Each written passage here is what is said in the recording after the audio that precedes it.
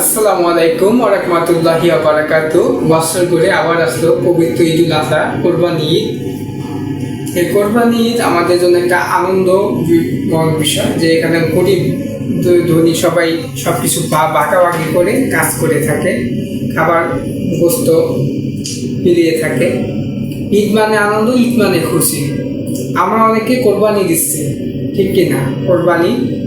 আমরা কোরবানির ক্ষেত্রে একটা ভুল সবচেয়ে বড় করে ফেলাই, সেটা হচ্ছে পশু জবাইয়ের ক্ষেত্রে। ঠিক আছে, এই ক্ষেত্রে কিন্তু আমাদের যেটা হয় সেটা হচ্ছে গিয়ে কোরবানির বদলে পশু হত্যা হয়ে যায়, এরকম একটা বিষয় হয়ে যায়।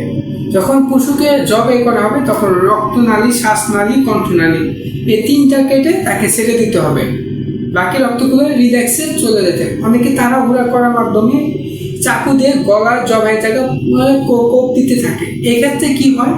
এক্ষেত্রে মূলত সে পশুটা হার্ট অ্যাটাক করার সম্ভাবনা হয় এবং অনেক যন্ত্রণা ভোগ করে।